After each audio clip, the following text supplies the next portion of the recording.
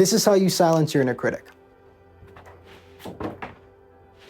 First, you need to understand that your inner critic is actually an inner guardian. And what I mean by that, an inner guardian, is someone or something that is meant to protect you, believe it or not, right? A lot of times, the most evil deeds or the most evil people act because they are trying to protect themselves or the things they love. So they'll go to any lengths for that protection. A lot of times we see it on the big stage, and it manifests in war, conflict, death, and destruction. The Nazis come to mind. This idea of using the concept of protection, guarding something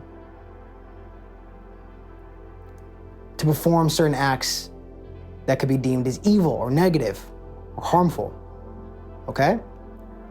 So your inner critic is actually an inner guardian. It's misunderstood, the inner critic. You perceive it as this negative thing that needs to be destroyed, eradicated, silenced, when in reality, you need to understand where it's coming from, why it's here, what it's afraid of, what it wants. This voice that criticizes you and tells you to stop doing certain things and to start doing certain things, or berates you because you're not doing the things that it believes that you should be doing. You're not listening to it.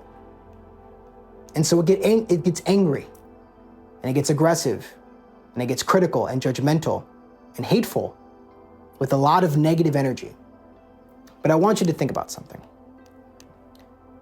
Imagine that you are trying to tell somebody something that will benefit the both of you because you're part of the same unit. The inner critic is inside of you, so, right? If you go down, the inner critic goes down. You're on the same ship, in the same body. So imagine you're working on a team. Actually, let's say you're on a ship. Let's say that you and some friends are on a pirate ship, and you're trying to steer the ship in the right direction. And you see the course of this ship moving towards a storm, but for whatever reason, nobody else can see it. And they're just unconsciously moving towards this storm, where the waves are crazy, and you know that it could lead to death if you have to face this storm. But instead of listening to you, they ignore you. They repress you. And then you get louder. You're like, why is nobody listening to me? I don't understand. I'm trying to keep us safe. I'm trying to move us in the right direction. Everyone else is just lollygagging around, hanging out, not paying attention to the fact that we're headed towards a storm that could destroy us all. And so you get louder and louder, and eventually you're completely silenced and they lock you in the basement. And so from that basement, you scream and you're screaming and as loud as you can. And sometimes, right, you escape and you're able to wreak havoc, cause a scene to get the attention of everybody else on the ship. Say, hey, we need to move. We need to redirect the ship. But again, all they do is put you back in the brig or whatever they call it, the ship jail. They lock you away. No matter how many times you escape, no matter how loud you scream, and with this, you get angry. There's this indignation. There's this hostility of what the hell is going on? Why is nobody listening to me? That's how your inner critic feels. When you take drugs to numb it, when you eat food to distract yourself or watch TV, or listen to it and do nothing, or ignore it or watch videos like this to essentially believe that you can destroy it or completely silence it. Gotcha. When in reality, you should be listening to it, but reframing, first off, the way that you perceive your inner critic. Understanding that it is an inner guardian that has been rejected and distorted, shifted into something negative and hostile because it's been demonized. Because this part of yourself has been demonized, it becomes a demon. Believe it or not, self-fulfilling prophecy. So you need to transform the relationship. Sorry to say you can't get rid of your inner critic.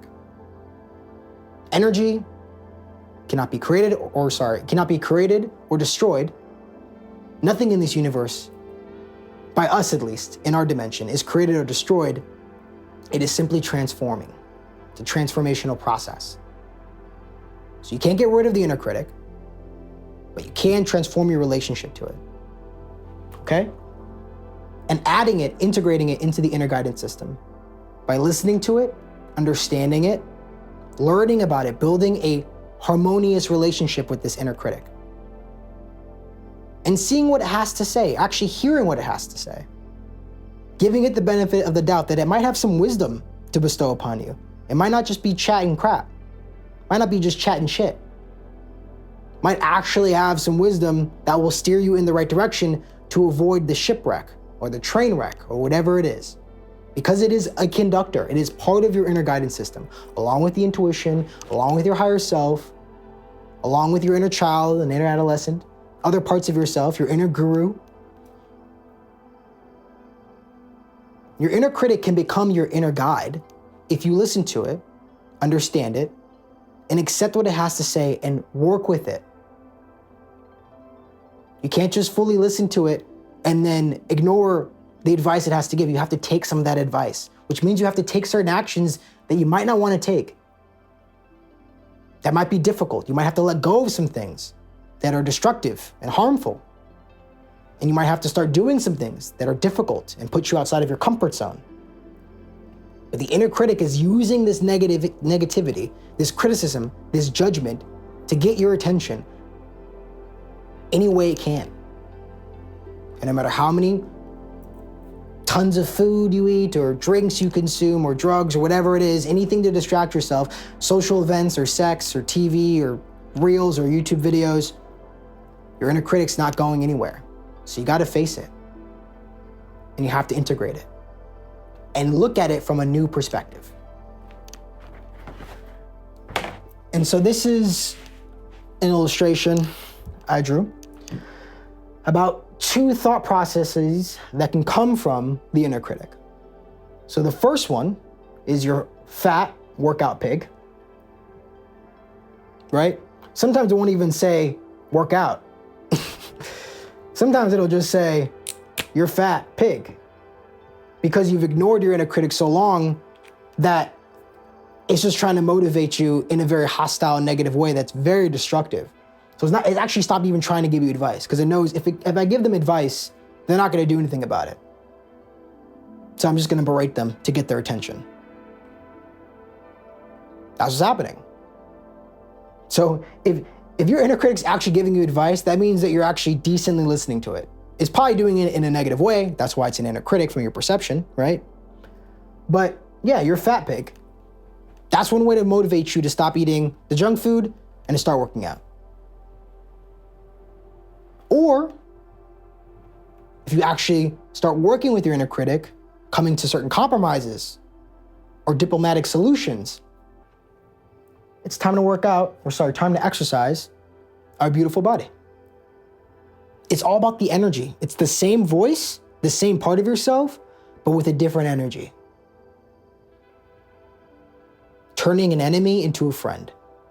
Giving you this exact same advice, but in a totally different way. And this is a lot better, isn't it? Hey, it's been a few days. You just had Thanksgiving, ate a bunch of junk food, had a lot of apple pie. Probably best if we, eat healthy for the next couple weeks and exercise, get back into shape. We feel better when we work out anyway. And we want ourselves to look good and feel good.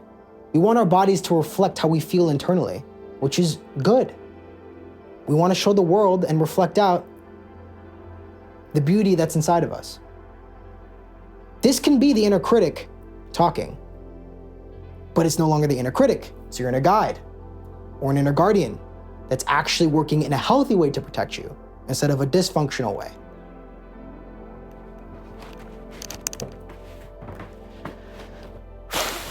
Here's another quote from the boss, the man, the myth, the legend, Carl Jung.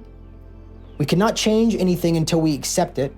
Condemnation does not liberate, it oppresses. So you can't fight your inner critic.